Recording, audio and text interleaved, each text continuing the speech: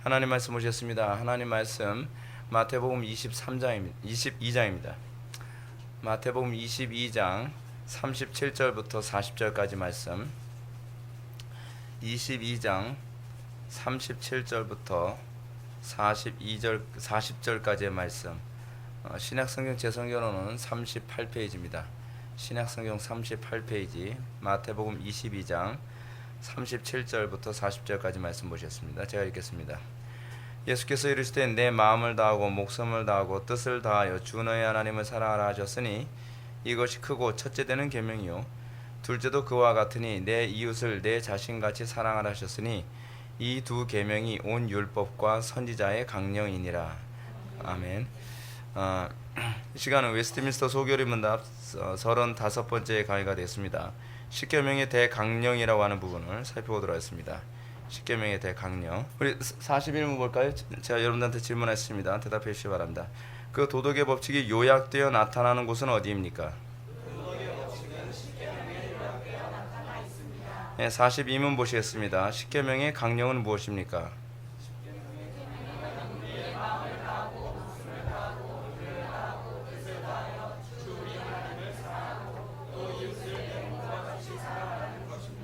예, 우리가 지난 시간에 우리가 하나님의 법과 관련한 부분을 우리가 살펴봤는데요. 우리 소교리 문답 전체 구조를 다시 한번 좀 살펴보겠습니다. 소교리 문답 전체 구조 한번 보실까요? 교리를 살펴봤고 그 다음에 우리가 신앙의 의무에 관한 부분을 우리가 지난 시간부터 살펴보기 시작을 했습니다. 실천 부분입니다. 우리가 웨스트민스터 신앙 고백서를 우리가 보시면은 느끼시겠지만 웨스트민스터 신앙 고백서에서 사실 실제로 관심을 갖는 것은 실천입니다. 실천을 위해서 교리를 우리가 익혀야 되는 겁니다. 그러니까 우리 개혁파 신학이 자꾸 착각을 하는 것이 뭐냐면 우리 개혁파 교회들이 절대로 좀 오해하지 말았으면 좋겠어요. 뭐냐면 교리를 알기 위해 그 공부를 하는 게 아닙니다. 궁극적으로 목표가 뭐냐면 우리의 그 신앙의 선배들, 개혁자들이나 청교도들의 관심이 무엇이냐면 실천에 있거든요.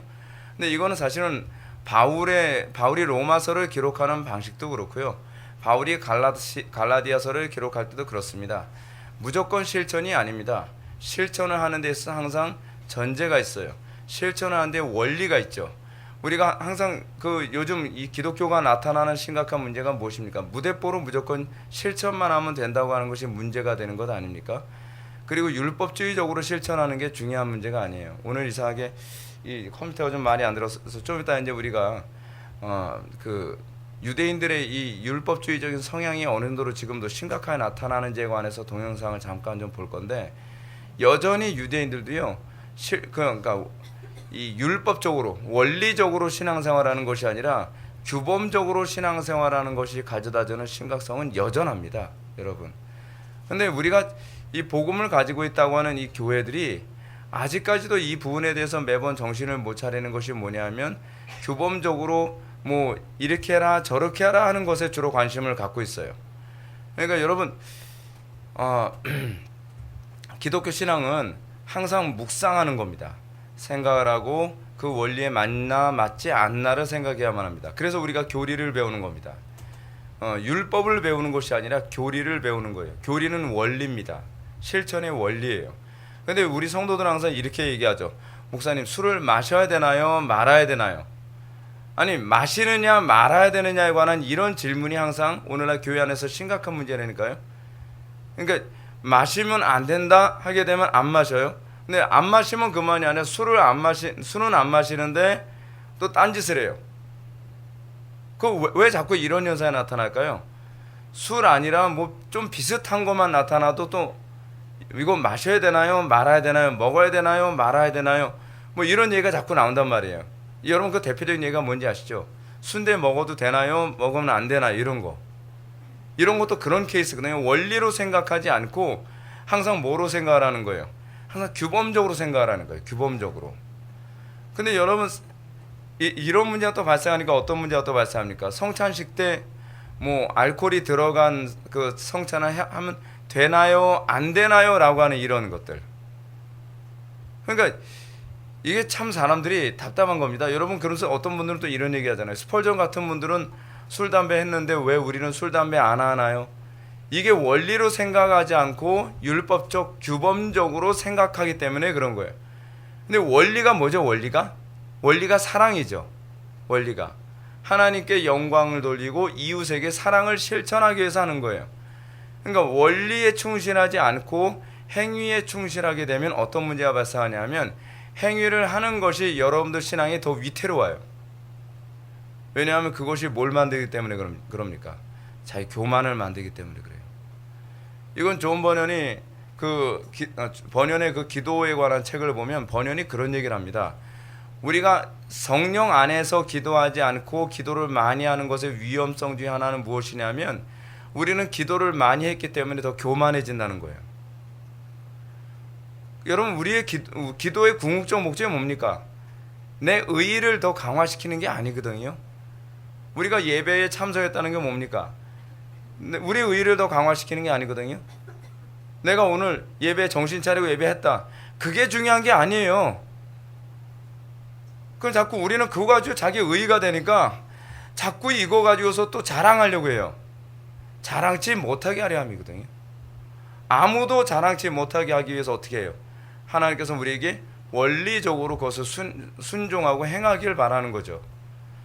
그러니까 여러분들이 율법적으로 또는 규범적으로 여러분들 종교 생활을 하게 되면 어떤 문제가 발생하냐면 자꾸 여러분들은 시킨 것 이외에는 안 하는 현상이 나타나요. 그건 하나님을 사랑하는 것이 아니죠. 하나님을 사랑하는 것은 이게 어떻게 하든지 하나님을 더 영화롭게 할 수 있는 것이 무엇인가를 생각하고 행동하는 겁니다. 그래서 기독교야말로 여러분 묵상 없이는 신앙생활을 할 수가 없어요. 생각 없이는 신앙생활을 할 수 없다는 겁니다. 사람의 본분이 무엇인가? 우리가 39문부터 107문에 관해서 우리가 살펴보는 것이 뭐냐면 십계명, 은혜의 방편, 기도에 대한 가르침입니다. 십계명, 우리가 주의 계명을 지키는 것, 이게 우리가 사람의 제일 된 본분이죠. 그 본분이 뭐라 했습니까? 하나님을 영화롭게 하는 것과 영원토록 즐거워하는 거죠. 하나님을 영화롭게 하는 것과 영원토록 즐거워하기 위해 필요한 것이 뭐냐면 십계명, 주의 계명을 지키는 것이고 은혜의 방편, 세례와 성찬 얘기하는 거죠. 그리고 기도를 해야만 하는 겁니다. 그러니까 기도는 의무가 아니라 내가 사랑하는 하나님을 영화롭게 하고 즐거워하는 것에 대한 반응이죠. 그러니까 기도를 안 한다고 하는 것은, 그러니까 번연은 뭐라고 얘기하냐면 기도를 했냐 안 했느냐가 더 중요한 것이 아니라 그 기도에 정말 성령께 붙잡힌 바 된 간절한 하나님께서 받으실 만한 기도가 됐느냐 안 됐느냐가 중요한 문제예요. 오늘날 우리 기독교인들의 문제가 뭐냐면 종교인이 되고 있다는 것이 문제입니다. 하나님에 대한 감각이 없고 하나님을 만족시켰다는 것에 대한 그 관심이 없어요. 하나님을 만족시키는 것이 아니라 내가 만족했으면 되는 거예요. 그러면 오늘 예배 잘 드렸다고 생각하는 것이고 내가 오늘 기도 잘했다고 생각하는 거예요. 기도 잘 되냐라고 물어봤을 때 여러분들은 어떻게 생각하는지 모르겠지만 그냥 뭐 집중은 잘 되고요. 그리고 기도 잘 됐어요. 이건 별로 의미가 없어요. 기도가 잘 됐느냐, 오늘 예배 잘 드렸느냐 그랬어요. 이 잘이라고 하는 이 의미조차도 우린 좀 더 분명해져야만 합니다.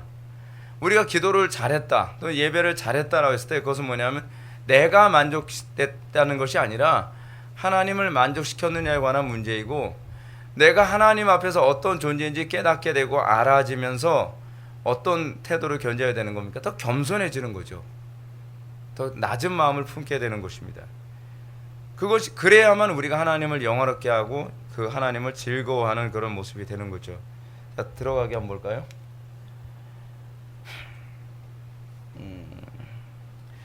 지난 시간부터 우리는 사람의 본분과 관련하여 하나님을 영화롭게 하기 위한 성경의 요구가 순복이라는 점을 살펴봤습니다. 우리가 하나님께 대한 순복 없이, 하나님께 대한 순종 없이 우리가 예수 믿는다고 할 수 없습니다. 그러니까 우리는 자꾸 우리는 어떤 부분에 주로 관심이 있으니까 항상 우리가 떠드는 게 그거 아닙니까? 그래서 저 구원 받나요? 못 받나요? 이게 오늘날 한국교회 교인들이 가지고 있는 가장 심각한 병폐거든요. 구원에만 자꾸 초점을 맞추니까 어떻게 해요? 구원 쉽게 받게 해주면 쉽게 받게 하는 쪽으로 간다는 거예요. 이거 지금 되게 심각한 문제거든요, 여러분. 여러분 이제 간혹가다 이런 경우가 있잖아요. 우리 교회에서 신앙생활 하면서 이렇게 제가 이런 부분 또 어떻게 하든 하나님을 영원하게 하고 어떻게 하든 더 정확하게 하나님을 섬기고 예배하는 문제에 관해서 얘기하게 되면 이 말을 자꾸 어떻게 알아듣냐면 꼭 그렇게 해야 천국 가나요? 라는 얘기를 꼭 알아들어요. 아니 이제는 그건 접어야죠. 천국 가기 위해서가 아니에요. 천국 가나요? 라고 하는 얘기는 뭐냐면 아직까지도 행위 구원에 초점이 맞춰져 있다는 거예요. 그러니까 꼭 그렇게 해야지 천국 가나요? 라고 하니까 어떤 얘기가 나오냐면 쉽게 천국 갈 수 있는 교회로 찾아가겠다는 거예요.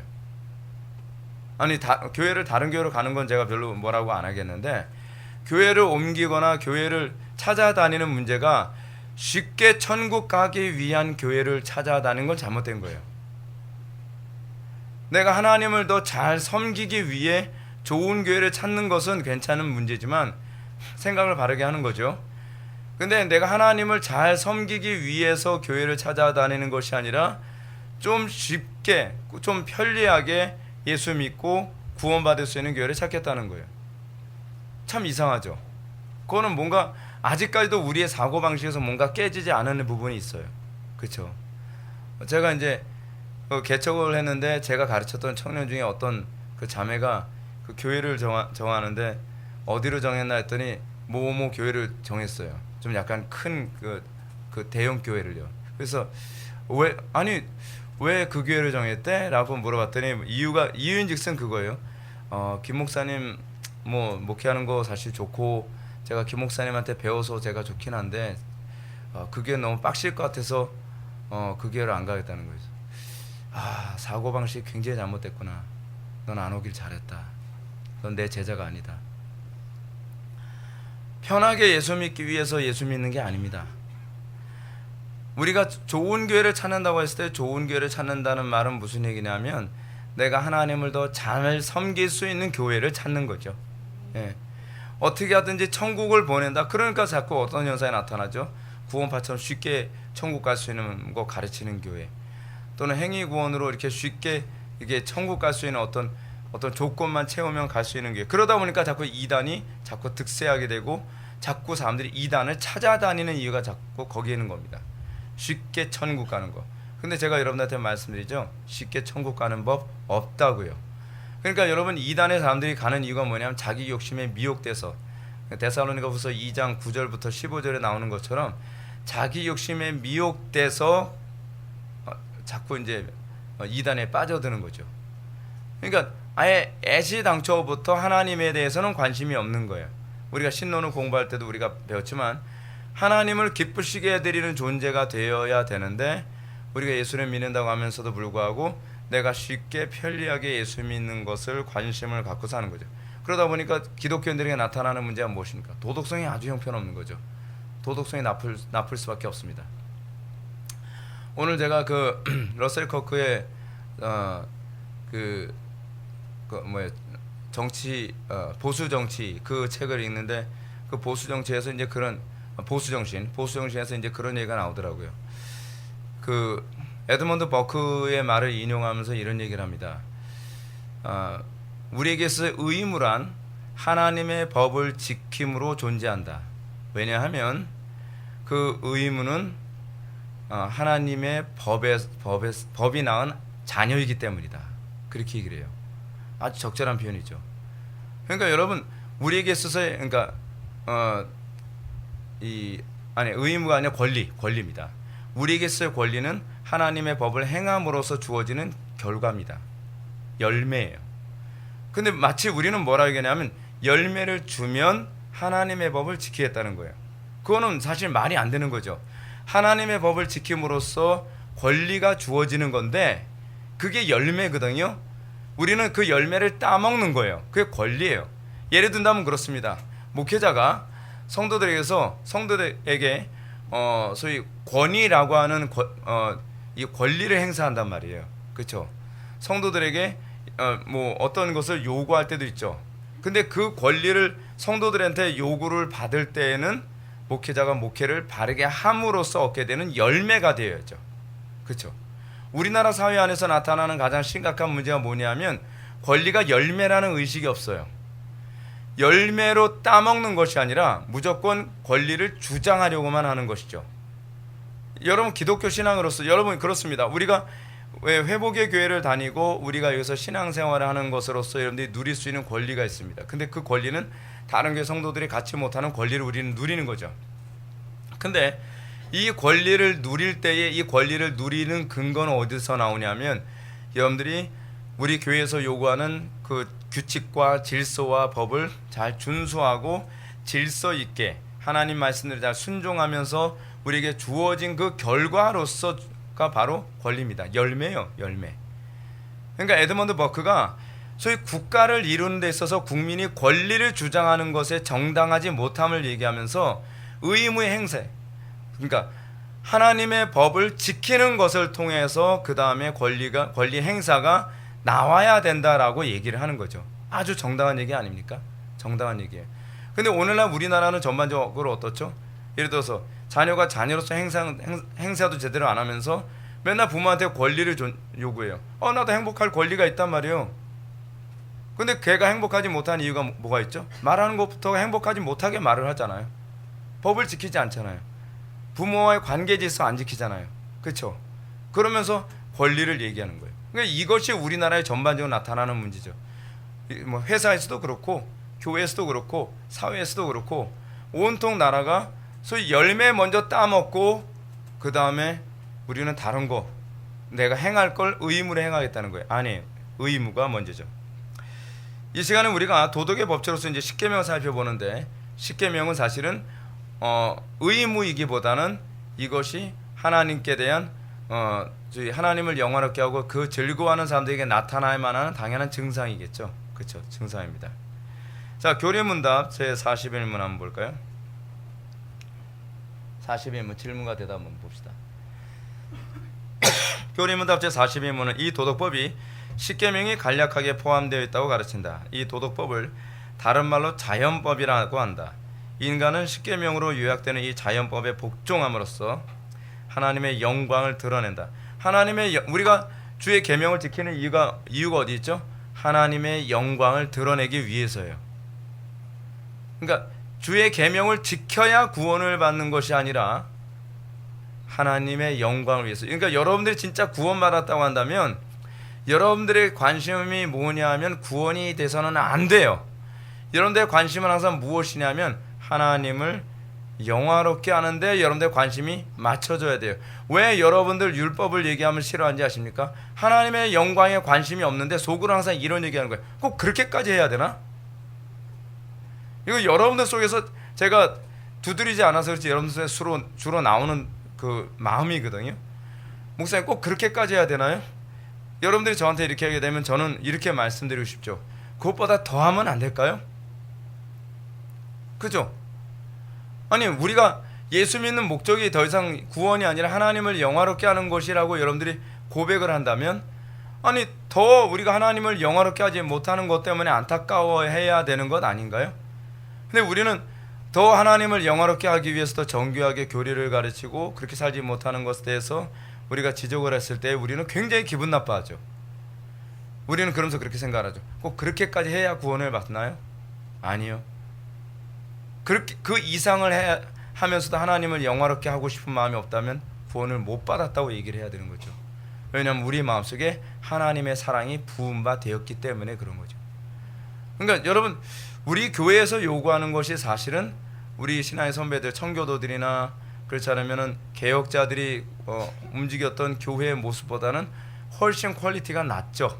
사실 훨씬 역사적 개혁교회의 모습보다는 퀄리티가 많이 낮아요. 퀄리티가 낮음에도 불구하고 우리는 더 온전한 교회를 이루는 데 관심을 갖는 것이 아니라 더 평준화된 교회를 갖는데 여러분들 관심을 갖는다고 한다면 여러분들은 하나님을 사랑하고 있는 것이라고 할 수 없죠. 그렇죠? 십계명으로 그 요약되는 이 자연법의 행함으로써 뭐예요? 하나님의 영광을 드러내는 거거든요. 그래서 우리가 주의 계명을 즐거워하고 주야로 묵상하는 쪽으로 가게 되는 겁니다. 러셀 커크는 국가와 자연법의 관계를 다음같이 언급했습니다. 제가 요즘 러셀 커크의 책을 읽다 보니까 특히 또 자연법하고 국가법이 이게 잘 연결이 돼요. 그래서 좀 해주고 싶은 얘기가 참 많습니다. 러셀 커크가 한 말 한번 보게 되면 이렇습니다. 인간에게 있는 오직 하나의 확실성은 이미 하나님이 내려준 진실에 복종하는 것뿐이다. 그거 기가 막히지 않습니까? 제가 좀 보수 정치에 관해서 얘기를 하고 그 책에서 제가 인용하고 있는 거예요. 조직 신학 책을 인용하고 있는 게 아니란 말이에요.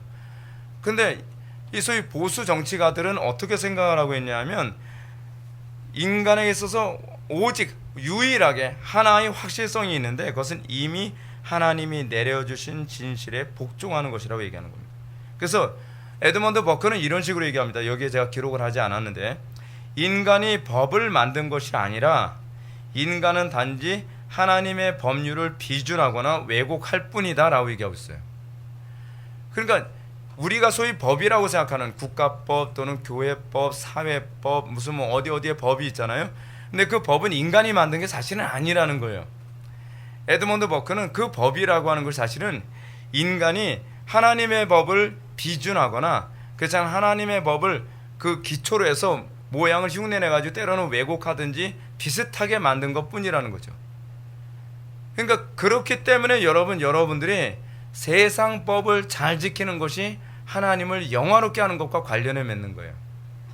신호등 잘 지켜야 된다고 얘기하는 이유가 뭐냐면 그것이 또한 하나님을 섬기는, 그것이 주의 계명을 지킴으로 하나님을 영화롭게 하는 방식이기 때문에 그래요. 우리는 자꾸 이렇게 생각하지 않나요? 세상의 법을 지키는 것과 교회의 법을 지키는 것은 다른 문제라고 생각을 하는 경향이 있잖아요. 근데 그렇지 않다는 거죠. 누가요? 영국의 정치가 18세기 정치가였던 에드먼드 버크는 세상의 법이 바로 하나님의 법을 비준해서 만들어진 것이기 때문에 세상의 법을 지키는 것이 곧 하나님의 계명을 지키는 것과 같다라고 보는 겁니다. 기가 막힌 얘기예요.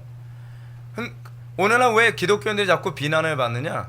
기독교인들이 교회에서는 열심을 내고 교회에서는 법을 잘 지키는 것 같은데 세상에 나와서는 법을 안 지킨단 말이에요. 자꾸 요령을 피죠. 자꾸 꼼수를 부린단 말이에요. 에드먼드 버크가 이 18세기 때 정치를 하면서 뭐라 하냐면 버크는 하나님의 법에 위배되어지는 법이 만들어지거나 그것이 추진되는 것에 관해서는요 결코 뒤로 물러선 적이 없다는 거예요. 제가 그런 생각을 했어요. 아니 도대체 어떻게 저렇게 살 수 있지? 그렇잖아요. 근데 그 사람들은 그렇게 살았어요.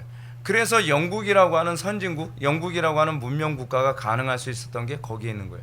흥미로운 게 뭐냐면 러셀 커크가 그런 얘기합니다.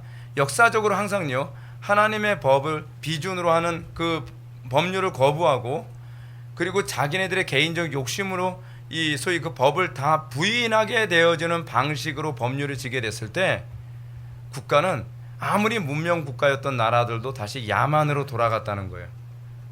그걸 러셀 커크가 한 말입니다. 제가 만들어낸 얘기가 아니라요. 그러니까 하나님의 법을 비준하고 하나님의 법대로 살아가는 것이 얼마나 우리로 하여금 복된 삶을 살게 만드는지 모른다는 것이죠. 맥쿤도 이 말에 동의하면서 질서는 우리에게 주어졌고 우리는 질서에 따라 만들어졌다라고 얘기합니다. 질서는 우리에게 주어졌습니다. 우리는 질서에 따라 만들어진 겁니다.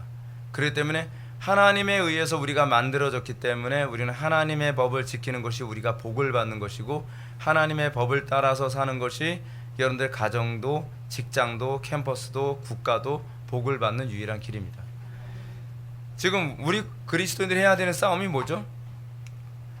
하나님의 법이 이 국가를 움직이도록 우리가 그 싸움을 해야만 하는 겁니다. 지금 우리나라 국가 정치를 하는 정치가들의 그 한심함이 뭐냐면 기독교인들이 에드먼드 버크처럼 하나님의 법이 통용되어지는 나라, 그래서 이 나라가 하나님의 복을 받는 나라가 되게 만드는데 관심을 갖지 않고 정치적인 정략으로 자꾸 정치를 하고 있다는 것이 문제죠. 기독교인은 뭐예요? 하나님의 법을 지켜내고 하나님의 법에 의해서 나라가 움직여지고 다스려지게 하는데 관심이 없는데요. 이런 차원에서 에드먼드 버크가 국가는 자연법이 지켜지도록 하기 위해 하나님의 섭리가 만들어낸 창조물이라는 점을 생각해 보아야만 합니다. 국가, 그러니까 버크가 생각하는, 에드먼드 버크가 생각하는 국가라고 하는 것이 뭐냐면 하나님의 섭리. 그러니까 에드먼드 버크나 러셀 커크는요 계속 무슨 얘기하냐면 왜 우리는 보수적이어야만 하느냐 하는 이 문제에 관해서 하나님의 섭리를 계속 들먹여요. 왜 하나님의 섭리를 들먹이는지 아십니까? 이제 소위 이제 거기서 선입견이라는 표현을 자꾸 사용하거든요. 선입견이라는 표현이 어떤 표현이냐면 하나님께서 한 나라가 움직여지게 하기 위해서 오랜 기간 동안 어떤 사회적 규범이나 법칙에서 유지되도록 만들었다는 거예요. 그거에 의해서 우리는 어떤 현상이 나타나냐 하면 결혼은 당연히 두 남녀가 하는 거지 라고 하는 선입견이 있죠. 근데 이거는 깊이 생각해서 나오는 것이 아니라 그냥 나오는 거예요. 뭐라고 얘기하냐면 커크 같은 경우는 이것을 이렇게 얘기합니다. 이거는 직관에 의해서 나온 것이다. 우리의 사고는요, 우리가 아무리 많이 사고를 하더라도 오랜 고민 가운데에 만들어진 법을 직관으로 받아들이고 그 다음에 생각을 보태는 것이지, 우리가 조상들이 이미 만들어 놓은 법을 싸그리 무시해버리고 그 정통을 무시해버리고 그리고 그들의 이 과정을 무시해버리고 다시 생각하는 것은 아무리 영리한 사람이라도 좋은 생각을 낼 수가 없다 그래요.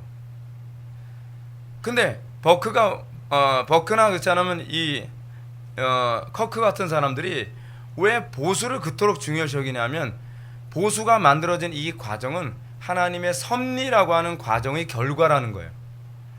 그러니까 우리가 살아가면서 이게 가장 합리적인 것이야, 이게 가장 옳은 것 같아 라고 하면서 만들어진 이 과정이 성령께서 모든 역사에 개입하셔서 만들어진 결과죠. 그래서 우리는 보수적일 수밖에 없다는 거예요. 우리는 무조건 옛날 것이기 때문에 고수하는 것이 아니라 하나님께서 역사를 주관하신다는 것을 믿고, 하나님께서 역사를 주관하시는 가운데 가장 합리적이고 올바름을 우리에게 주셨기 때문에 우리는 그것을 지켜내고 계속 발전시켜야 된다는 거죠. 그렇다고 해서 에드먼드 버크 같은 사람이 변화를 싫어했다는 건 아닙니다. 자, 버크의 주장 한번 들어볼까요? 우리의 미덕으로 완벽해질 자연을 하나님이 우리에게 주셨다면 그 완벽을 추구하는 데 필요한 수단도 역시 주셨다. 그러므로 하나님은 국가를 주셨다. 하나님은 국가가 모든 완벽함의 근원과 최초의 원형에 연결될 수 있도록 해주셨다. 에드먼드 버크나 러셀 커크 같은 사람들이 생각하는 왜 하나님께서 우리에게 국가를 허락하셨는가 라고 했을 때 국가를 허락하신 이유는 무엇이냐면, 하나님이 우리에게 주신 완벽한 법이 있거든요. 완벽한 질서가 있는데 완벽한 법과 질서를 유지시키기 위해서 하나님께서 필요한 수단으로 주신 것이 바로 국가라는 거예요. 그래서 여러분, 루서나 로크, 그 책에서도 그 얘기가 나오는데, 루서나 로크 같은 경우는 국가는 계약의 결과라고 그렇게 얘기하지만 우리에게 있어서 국가는 하나님의 피조물이에요. 여러분, 우리는 결혼이라고 하는 제도가 우리는 사람이 만든 제도라고 생각하지 않죠. 하나님께서 창조하셔서 우리에게 주신 거라고 믿는 거죠. 그래서 우리는 결혼을 굉장히 소중히 여깁니다. 근데 결혼만이 아니라 교회만이 아니라 국가도 그렇습니다. 오늘날 우리 이 사회 안에서 나타나는 아주 심각한 위험성이 뭐냐면, 언제부턴가 교회가 하나님의 창조물이라는 인식이 없어져 버렸어요. 교회는 뭐라고 생각하죠? 사람들이 만든 집단이라고 자꾸 생각을 하죠. 종교 모임.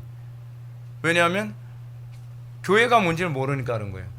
국가도 그렇게 생각을 하는 거예요. 국가도 뭐라고요? 사람들이 필요에 따라서 모여서 국가를 이뤘다. 아니라는 거죠. 하나님께서 창조하신 피조물이라는 겁니다. 여기에 섭리가 작용한다고 믿는 거예요. 그러니까 에드먼드 버크 같은 사람은요, 끊임없이 하나님의 섭리를 얘기해요. 하나님의 섭리에 의해서. 그러니까 제가 이 섭리하게 되면 여러분 세 가지 조건 제가 말씀드렸죠. 웨스트민스터 소결의 문답에서는 섭리를 두 가지로 얘기하지만 아브라함 카이퍼나 헤르만 바빙크는 거기다 하나를 더 추가한다 그랬죠. 뭘 추가하죠? 협력이라고 하는 걸 추가한다 그랬죠. 그래서 보존과 통치와 협력. 근데 보존과 통치와 협력을 이루는 방식이 뭐냐면 국가라는 것이죠. 그것이 가정이라는 것이죠. 그것이 교회라는 것이죠. 그렇죠? 근데 이제 문제가 여기 있습니다. 이 버크의 주장인 사실 칼빈이 국가를 교회의 확대판으로 본 입장과 그대로 일치하는데, 문제는 뭐냐면 국가가 교회의 확장판이라고 생각하려면 오늘날 오늘날 국가에서 정치를 하는 정치가들이 교회가 교회다운 모습을 좀 봐야지 될 게 아니에요. 교회가 교회다운 모습을 봐야 그것을 확장시킬 게 아니에요. 근데 문제가 뭐냐면 교회가 타락했다 보니까 세상 정치도 같이 타락할 수밖에 없게 돼버렸다는 것이죠. 여러분, 우리는 그렇게 생각하지 않습니까? 우리는 어떻게 하든지 교회에는 하나님을 믿고자 하는 사람들만 와야 된다라고 하는, 교회의 문턱을 높여야 된다. 이게 개혁파 신앙에서 보는 교회관이잖아요. 근데 교회의 문턱을 높여야 된다라고 하는데, 그런다고 하더라도 교회 안에는 여전히 회심한 사람과 회심하지 않은 사람들이 공유하죠. 그렇죠? 같이 있어요. 왜냐하면 첫 번째로 뭐냐면 교회 안에 들어온 사람들 회심시켰다 하더라도 예수를 믿고 회심한 사람들의 자녀들은 회심할 때까지 우리는 또 기다려줘야 돼요. 그러니까 여러모로 우리는 교회 안에 회심한 사람과 회심하지 않은 사람들이 같이 공유한단 말이에요. 근데 그게 국가의 모습이에요. 그게 국가의 모습. 국가는 어떻습니까? 모든 사람들이 다 예수 믿을 수가 없어요. 우리는 국가교회를 믿질 않거든요. 그렇죠? 모든 사람들이 다 예수를 믿을 수가 없죠. 근데 하나님의 섭리에 의해서 교회 안에 여러 교회가 세워지고 곳곳에 교회들이 세워짐으로써 국가가 교회처럼 세워져 나가는 거죠. 예. 그러려면 여러분 국가는 어때야 돼요? 국가에서 교회는 하나하나가 정확하게 서 있어야죠. 그래야 국가가 설 수 있는 거예요. 교회 안에서 여러분 교회가 교회다운 모습을 지니려면 어떻게 해야 되죠? 단순히 숫자 많이 그거로 되는 게 아니죠. 우리나라가 지금 잘못한 게 그거 아닙니까? 우리나라의 문제가 뭡니까? 어떻게 하니 빨리 부강해지고 어떻게 하든지 뭐 잘 먹고 잘 사는 나라. 근데 국가의 일원으로서의 개개인들이 바로 서는 거에 관심이 없다 보니까 나라가 지금 이사정까지 오게 된 거잖아요. 그죠? 교회도 그렇습니다. 오늘 이건 교회의 문제예요. 교회 하나하나가 바르게 서는 것보다는 많이 모이고 화려해지고 그리고 덩치를 불크는 것에 관심을 갖다 보니까 교회가 타락했죠. 부패했죠. 그럴 수밖에 없는 거죠. 그리고 교회 안은 뭐가 있죠? 교회 안은 권징이 있죠. 엄격한 권징이 존재하죠. 사실은 그래서 국가에도 공권력이라고 하는 것이 존재하죠. 공권력이라고 하는 것은 여러분 뭐냐면 교회 안에서 권징도 그렇습니다. 가르쳐서 또는 권면해서 안 되는 사람들에게 힘으로서라도 질서를 지키는 데 초점을 맞추고 있는 거예요. 평등이 우선이 아니라 질서가 우선이라 했죠. 질서를 어기면 오히려 평등할 수 있는 권리를 뺏는 거예요, 국가가. 근데 그게 어디서 나온 거라고 얘기해요? 교회에서 나오는 거죠. 칼빈은 국가는 교회 같아야 된다고 생각하는 거예요. 근데 국가가 교회 같으려면 교회가 교회에 다 와야 돼요. 그래서 칼빈이 그렇게 목회를 한 거예요. 그리고 그렇게 목회를 하는 가운데 나온 정치가들은 국가를 교회를 모델로 삼아서 국가화하죠. 그렇죠? 그래서 교회에서 모든 걸 다 배워야 돼요. 여러분, 그래서 이 오늘날 민주국가, 자유민주주의라고 하는 이 국가 제도가 만들어진 데는 교회론이 밑바탕이라니까요. 그러니까 오늘날 국가론을 이해를 하려면 왜 칼빈과 루터를 이해해야 유럽의 국가를 이해할 수 있다고 얘기하냐면 유럽의 국가가 이루어지는 데는 칼빈이나 루터가 생각하는 섭리론과 교회론이 밑바탕에 깔려 있기 때문에 그래요. 그러니까 섭리론과 교회에 대한 이해가 안 돼 있으니까 국가를 도대체 어떻게 해야 되는지 모르는 거죠. 이거 되게 심각한 문제입니다. 여러분, 우리 소위 유럽이나 미국 같은 선진 국가들이 그렇게 위대한 국가를 이룰 수 있었던 것이 단순히 정치가들이 머리가 좋고 합리적이기 때문이 아니에요. 합리성 가지고 국가가 이루어지지 않는다 그럽니다. 여러분, 러셀 커크가 끊임없이 그 얘기예요. 에드먼드 버크의 말을 인용하면서요. 합리성만 가지고서 국가를 이루는 데는 너무나 빈약하다 그래요. 오랜 세월 동안 하나님의 섭리에 의해서 당연히 옳다고 생각하는 것이 거의 7, 80%를 차지하고 그 나머지 부족한 부분을 합리성으로 채워가는 거라는 거예요. 그게 바로 보수인 거예요. 그것이 기독교에 의해서 생각하는 국가관인 겁니다. 자, 그 다음 볼까요? 다시 십계명으로 돌아와 생각해 볼까요? 십계명은 모든 도덕법이 총체적으로 요약된 것이므로 율법의 주요 골자가 다 내포되어 있는 것입니다. 그래서 어떤 한 계명 속에서 금지되는 무슨 죄이든 여기에 상반되는 의무가 명령되며 이와 동일한 모든 종류의 죄도 동시에 금지됩니다. 무슨 얘기죠? 하지 말라라는 말 속에는 해라라고 하는 명령이 동시에 내포되는 거죠. 그렇죠? 예를 들어서 하나님만 예배하라라고 했을 땐 다른 우상을 숭배하지 말라는 말이 내포되어 있다는 거죠. 이것이 뭐예요? 상반되는 의무가 명령되어 있다는 얘기죠. 이와 동일한 종류의 죄도 동시에 금지되죠. 이건 모든 게 원리적이에요. 자, 십계명이 요약하는 대강령이 무엇인가 한번 봅시다. 42문은 십계명의 대강령은 우리의 마음을 다하고 목숨을 다하고 힘을 다하고 뜻을 다하여 주 너희 하나님을 사랑하고 또 이웃을 내 몸과 같이 사랑하라는 것입니다 라고 가르칩니다. 이는 십계명이 주어진 본래적 의미를 잘 내포하는 거죠. 즉 십계명은 다른 사람을 판단하고 심판하기 위한 것이 아니라 오히려 다른 사람과 아울러 하나님을 어떻게 사랑할 것인지에 대해서 가르치고 있는 겁니다. 이게 그 예수님 당시에 유대인들도 착각하고 있는 것이 그거죠. 십계명을 뭐라고 이해하고 뭐라고 오해하고 있는 거예요? 해라 하지 말라로 이해하고 있는 거예요. 이상하죠. 왜 자꾸 그렇게 오해를 할까요? 지금도 교회 안에서 율법을 얘기하면 율법주의라는 얘기를 굉장히 많이 합니다. 하라 하지 마라라고 하는 얘기라면 하면 율법주의적이라는 거예요. 율법주의가 아니에요.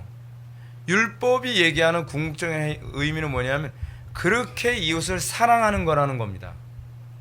우리 마음속에 사랑이 없으니까 그렇게 행하는 것이 의무처럼 여겨지고 억압처럼 여겨지는 거예요.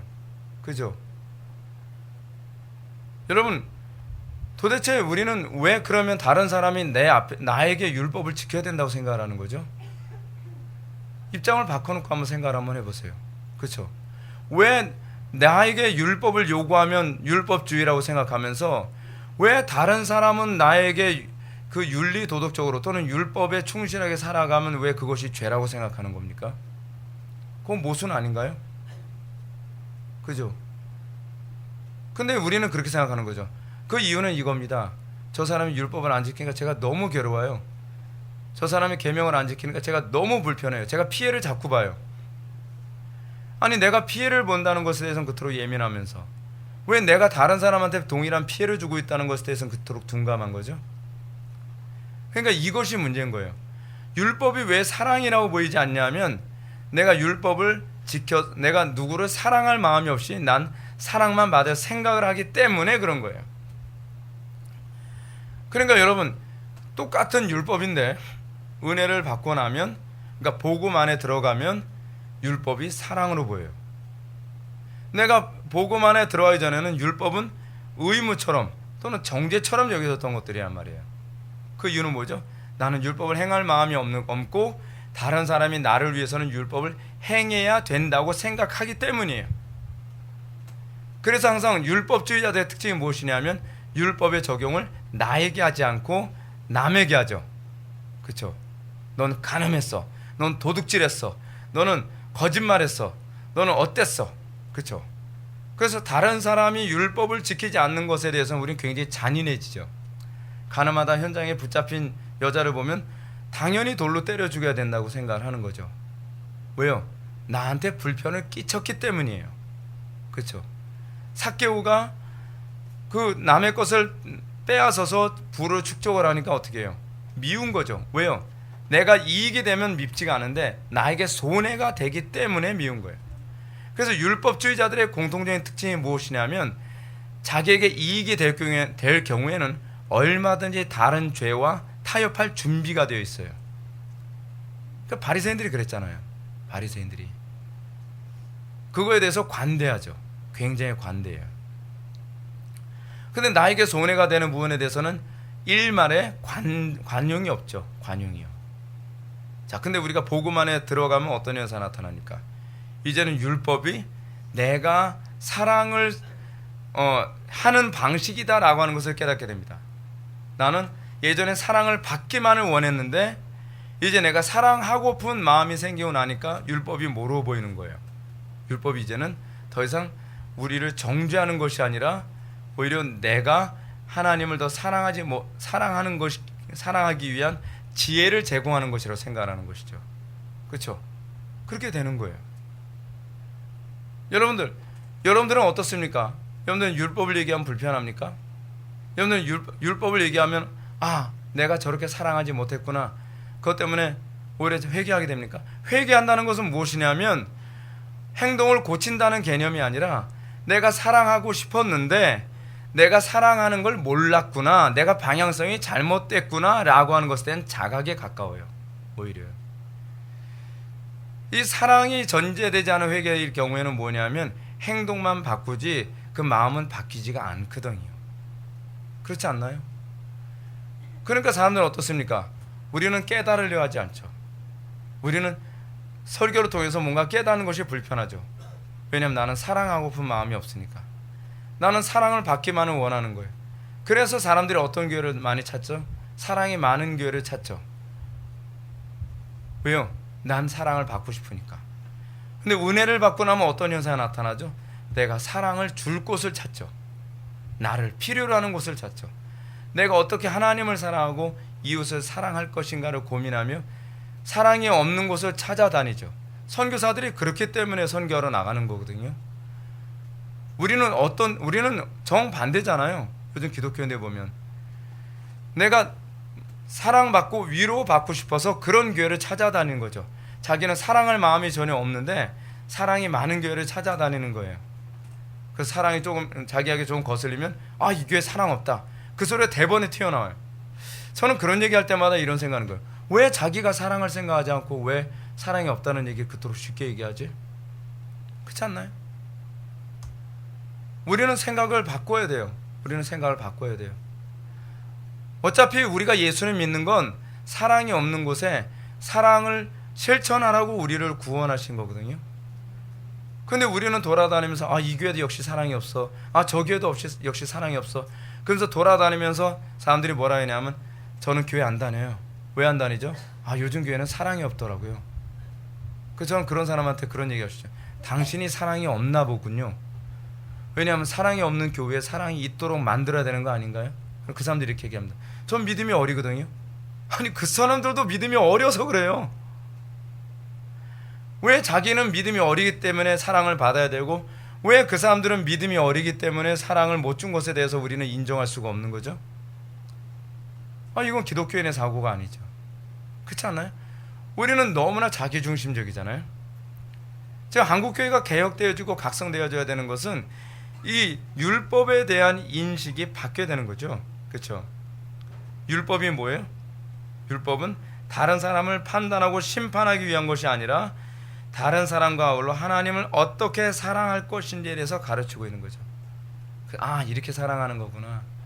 그래서 교회 오면 뭘 배웁니까? 사랑하는 법을 배우는 거예요. 이제는 내 방식대로 사랑했지만 이제는 하나님 방식대로 사랑하는 거예요.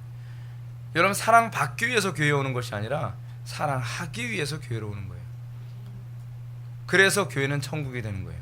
모두가 사랑을 받기보다는 사랑을 주기를 기뻐하니까. 다 사랑을 주기를 기뻐하니까 당연히 사랑을 받는 거죠. 그런데 사랑을 받기 위한 사람들만 모이게 되면 거기는 당연히 사랑이 없죠.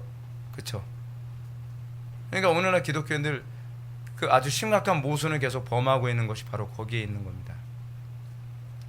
다음 볼까요? 십계명의 정신을 생각할 때 사랑하지 않는 것이나 사랑이 부족한 것은 죄가 됩니다. 그렇죠? 여러분 죄는 뭐예요? 하마르티아죠. 하마르티아. 관역에 도달하지 못한 것도 죄고요. 관역을 벗어난 것도 죄입니다. 그 관역이 뭐죠? 사랑하는 거죠. 사랑하는 거.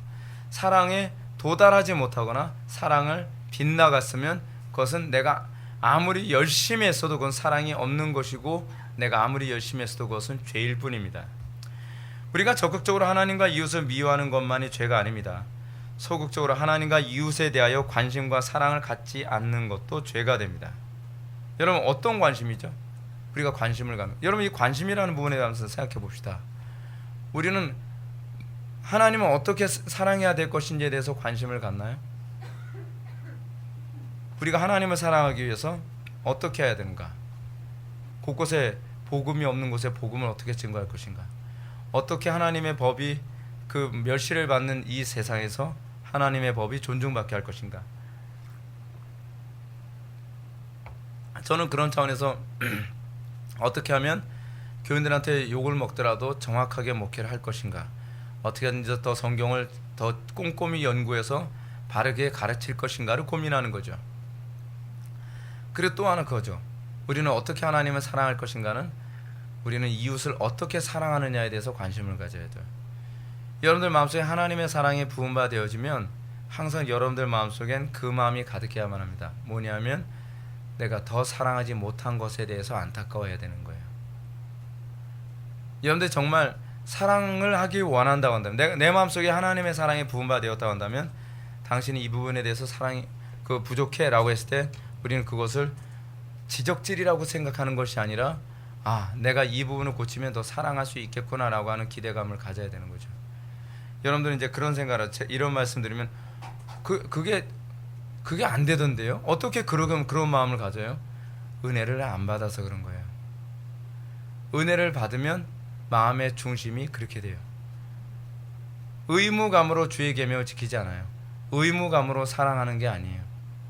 그거는 내 마음속에서 사랑하고자 하는 마음이 생기는 거죠. 그러니까 여러분 그렇지 않나요? 우리 주변에 정말 사랑을 필요로 하는 사람들이 상당히 많거든요. 저는 지금 여러분한테 일일이 다 말씀 못 드리지만 외부 교인들로부터 이렇게 여러 전화를 계속 받아요. 제가 굉장히 머릿속이 복잡해요. 그랬어요. 여러 전화를 많이 받는데 그 사람들 사정 들어보면 보통 딱한 게 아니에요. 너무 괴로워요. 너무 괴로워요. 근데 어떻게 반응해야 되죠? 귀찮으니까 그만해. 됐어요. 그럴 수 있나요? 아니죠. 우리가 사랑해야 될 대상들. 여러분 그렇잖아요. 누군가 나의 도움을 필요로 하고 누군가 사랑을 필요로 하고 있을 때 우리가 그것을 위해서 사랑을 행하는 것을 하나님께서 기뻐하지 않으실까요? 그것이 우리가 존재하는 이유거든요. 그래서 그들을 위해서 매일같이 기도하고, 어떤 분이 너무 힘들어서 막 괴로워서 저한테 전화한 분이 있는데, 제가 그분 때문에 제가 매일 최소한 30분에서 1시간씩 맨날 기도하거든요. 몸이 아파도 계속 기도해요.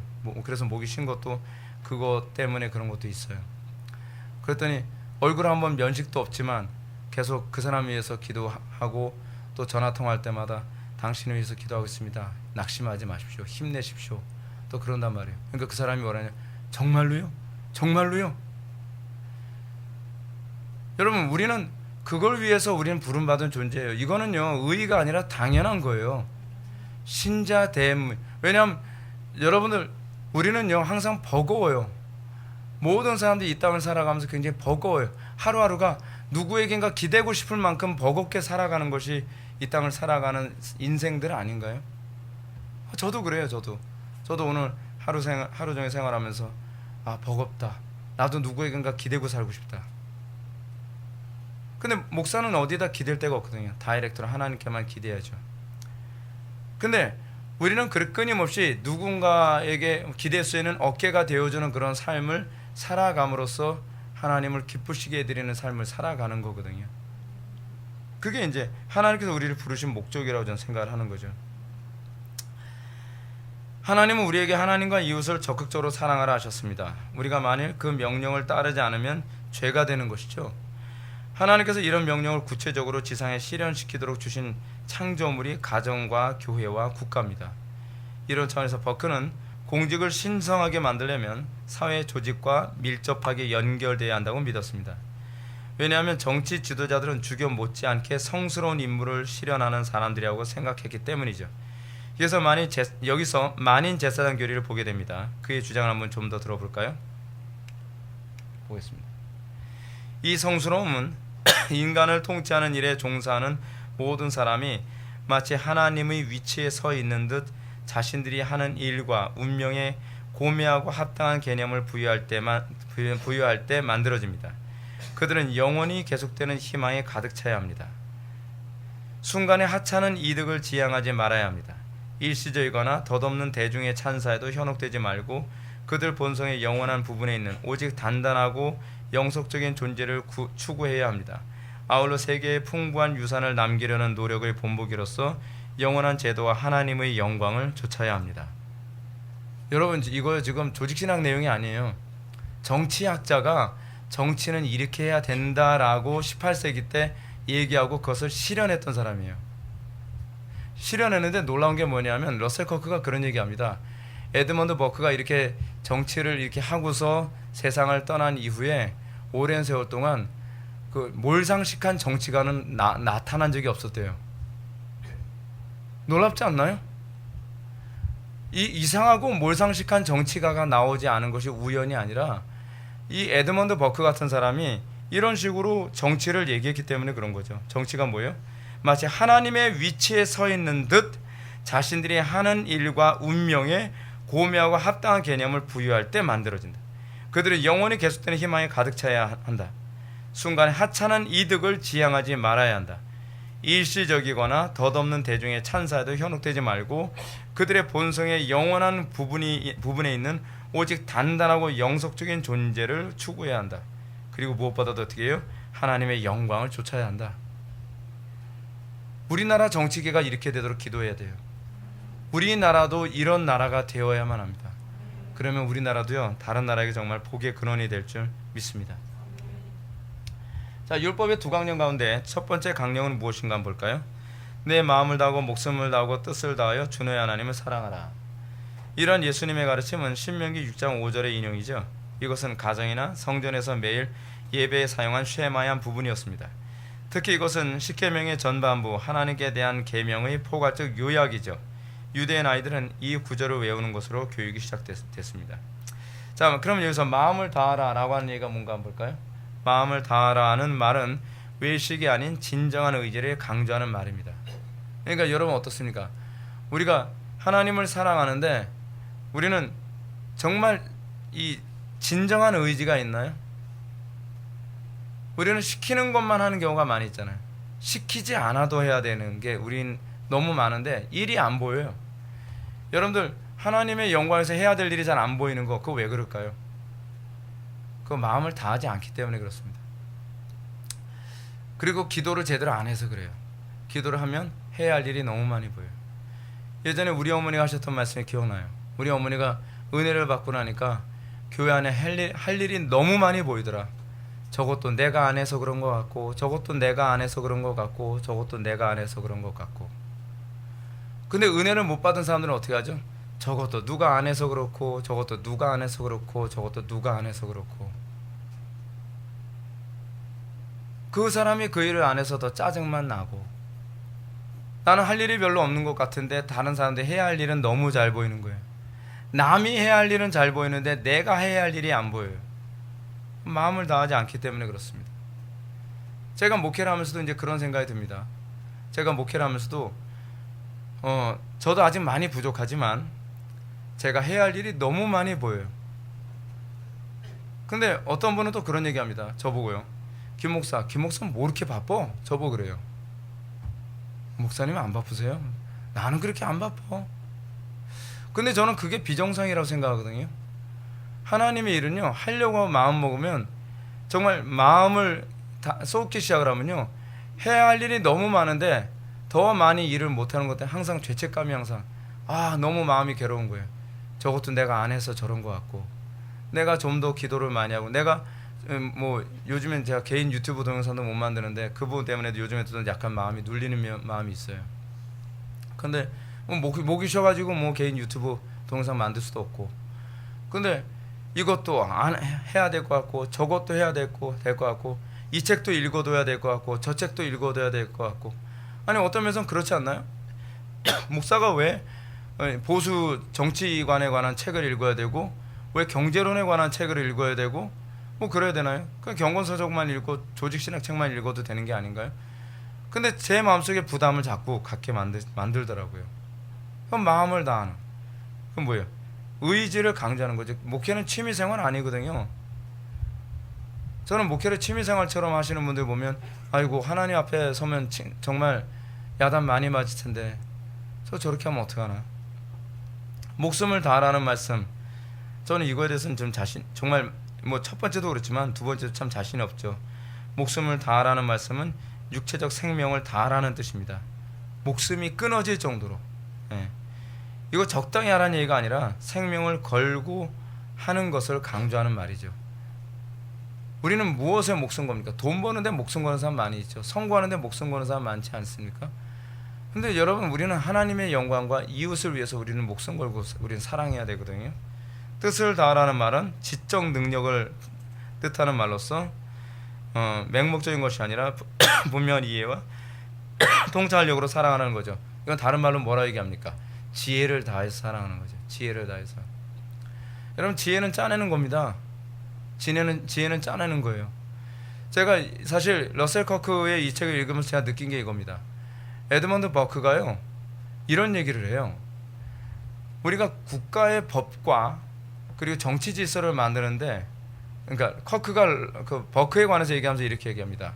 국가의 법과 질서를 만드는 데 있어서 이 버크는 뭘 많이 묵상을 했다 하냐면 신학이라는 거예요.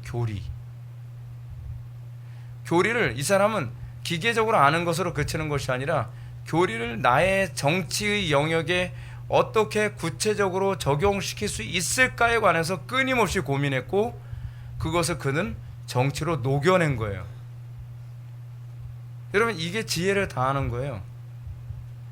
여러분, 가정주부들은 어떻게 하죠? 여러분들 저한테 교리 배워가지고 남한테 가르칠 생각만 하는 것이 아니라 그 지혜를 가지고서 어떻게 해요? 가정에 어떻게 녹여낼 것인가를 고민해야 되거든요. 탁월해져야 돼요. 여러분들의 영역에. 여러분들 영역에서 여러분 직장 생활할 때 그거를 여러분들이 배운 교리를 녹여내는 법을 배워야 돼요. 어떤 일본인 그 작가가 하는 말처럼 활용하지 못한 건 아는 것이 아니죠. 안다는 것은 내가 활용할 줄 안다는 것이다. 그런 얘기를 하지 않았나요?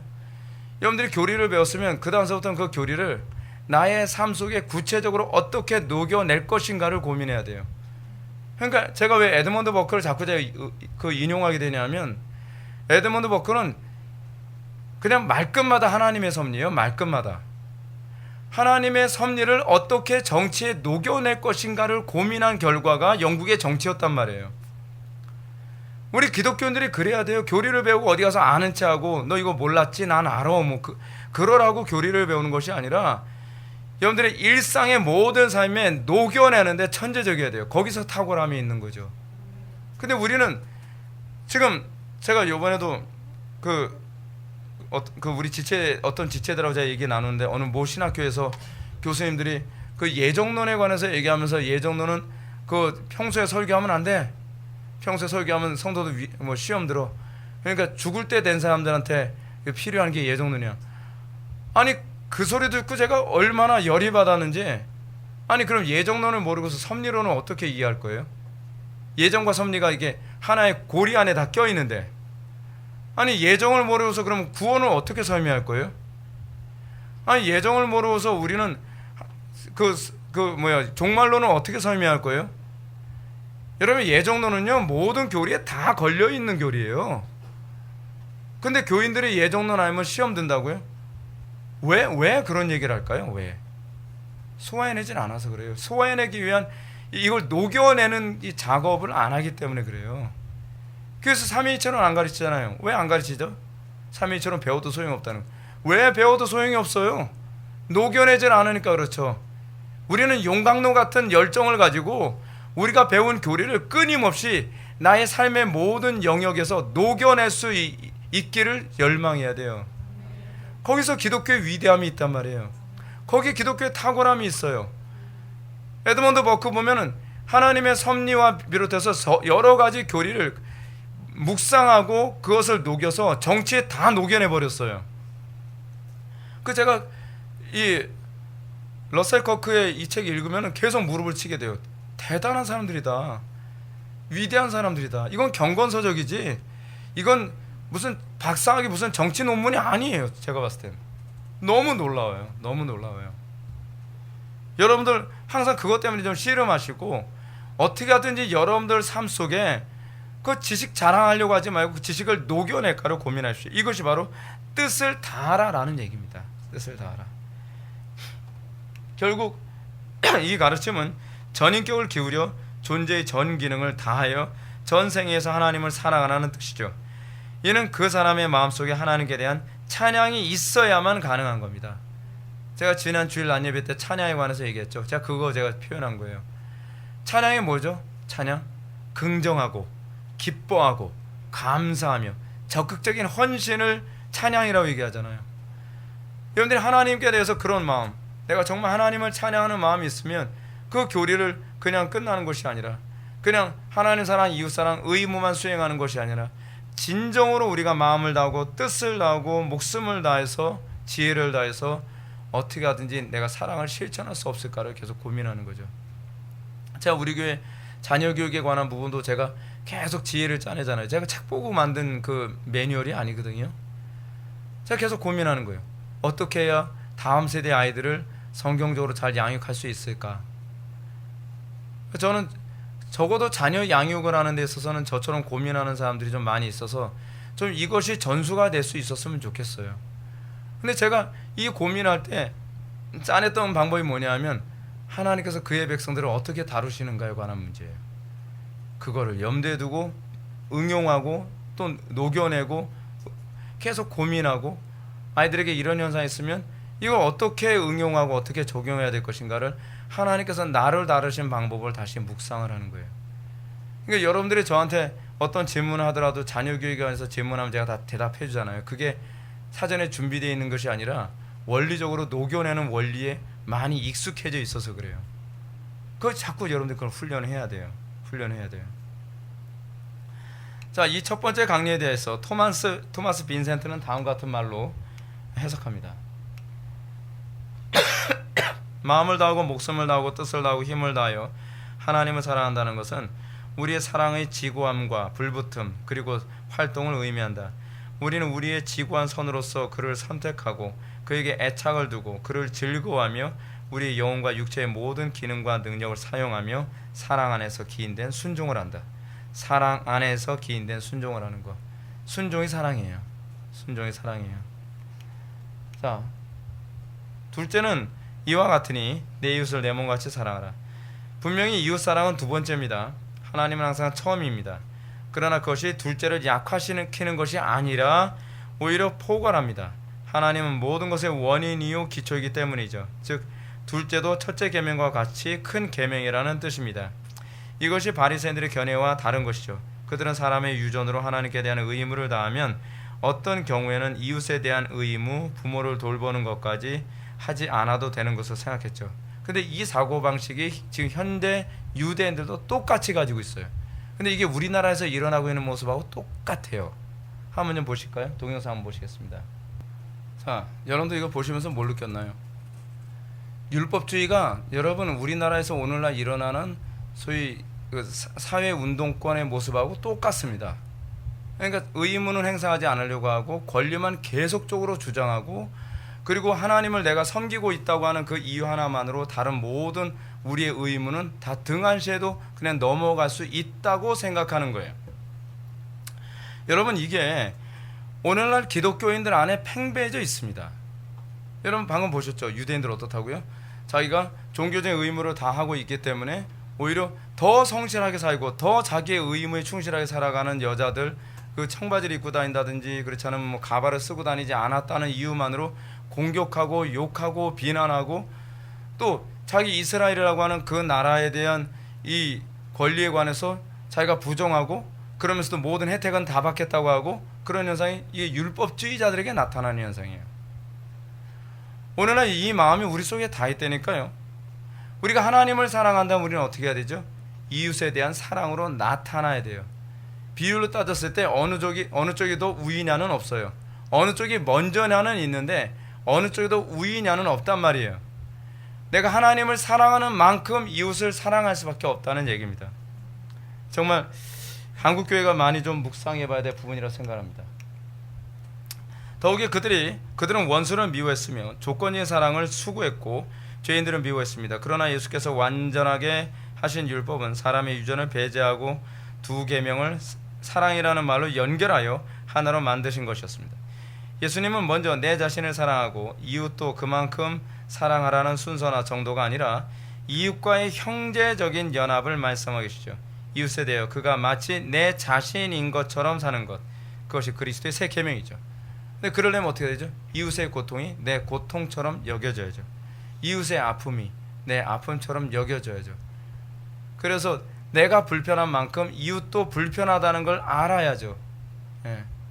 근데 우리는 그렇지 않아요. 우리는 자꾸 다른 사람이 내가 불편한 걸 대신해주고 나는 좀 더 편하려고 하죠. 그렇죠. 그리고 자기가 조금이라도 편한 것에 관해서 거스르게 되면 우리는 그걸 참지 못하죠. 이것이 어떻게 우리가 하나님 사랑, 이웃 사랑이라고 얘기할 수 있죠? 하나님을 사랑한다면 다른 사람이 불편한 만큼 나도 불편할 것이다. 뭐 이런 것이 같이 가야 되는 건 아니겠습니까? 자, 그럼 내 이웃이 누군가를 한번 봅시다. 내 이웃은 누구인가? 누가복음 10장 29절 말씀 한번 보게 되면, 여기서 율법사는 십계명의 두 강령에 대한 예수님의 가르침을 듣고 나서 누가 내 이웃이 되는가에 대하여 질문합니다. 이 질문의 의도는 자신의 이웃 사랑이 얼마나 제한적인 것인지를 암시하는 거죠. 바리새인들은 뭐라고 해요? 그러면 누가 우리의 이웃입니까? 누가 우리의 이웃입니까? 라고 하는 이 표현은 무슨 얘기죠? 내가 누구만 사랑하면 되는 거죠? 라고 얘기하는 거죠. 그렇죠? 내가 이 사람만 사랑하면 율법 지키는 건가요? 이 범주를 한번 좀 얘기해 보시겠어요? 라고 예수님께 질문을 던지는 거죠.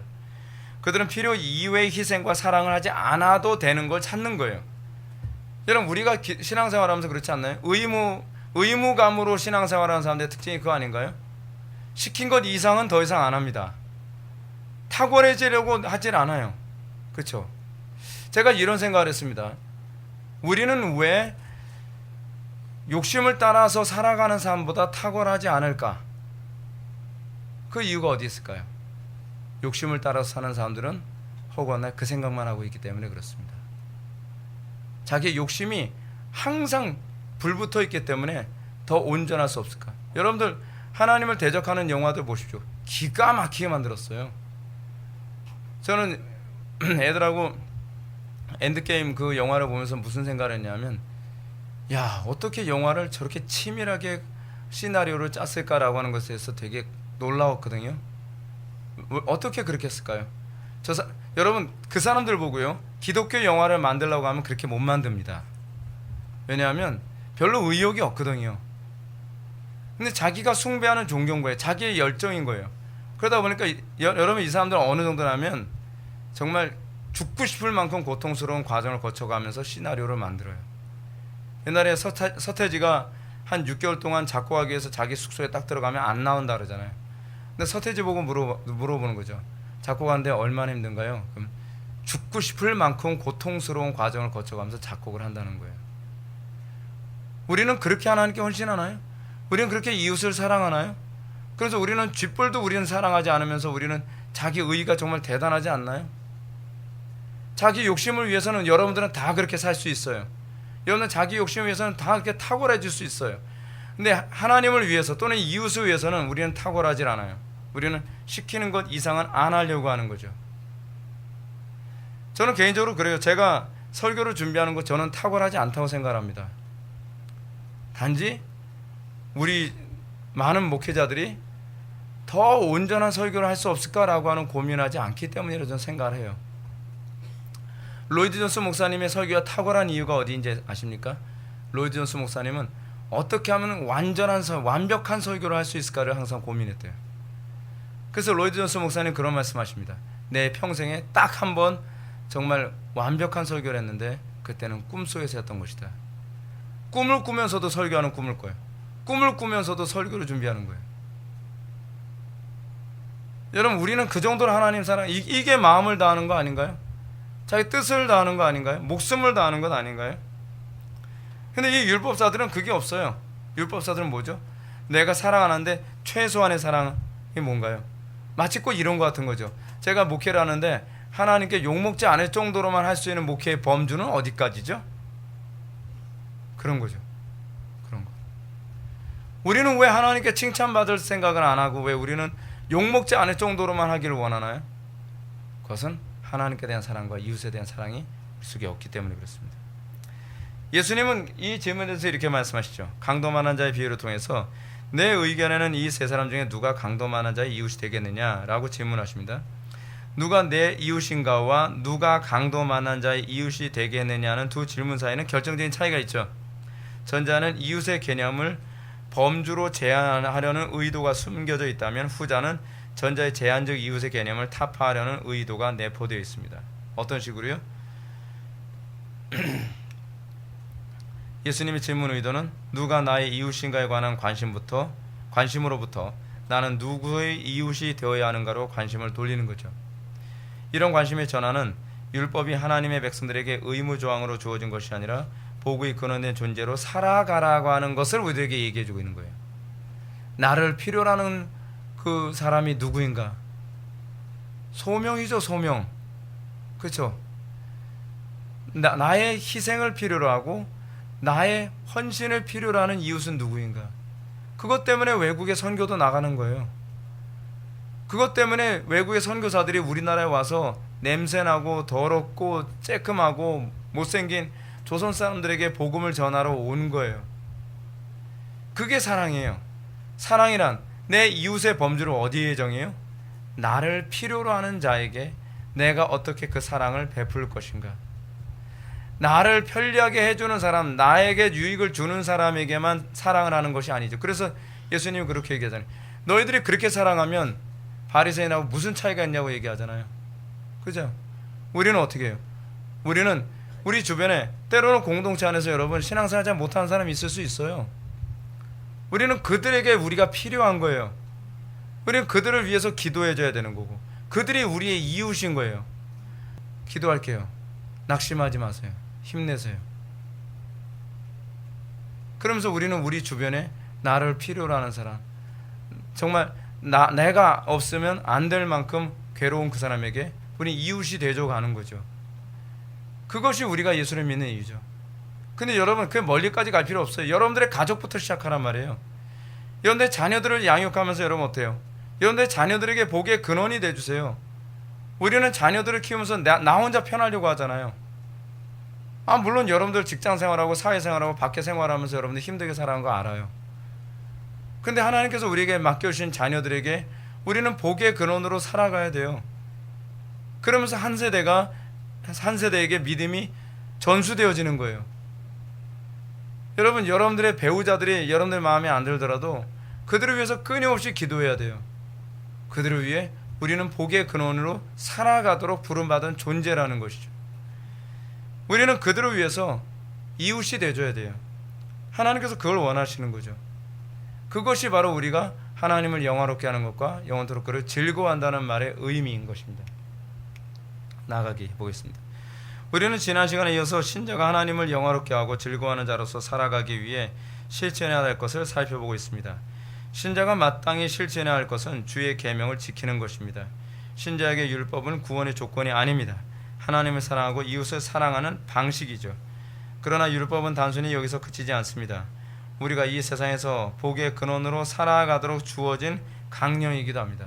우리는 이것을 지킴으로써 이웃에게 복의 근원이 됩니다. 이 사회의 복의 근원이 됩니다. 국가의 복의 근원이 됩니다.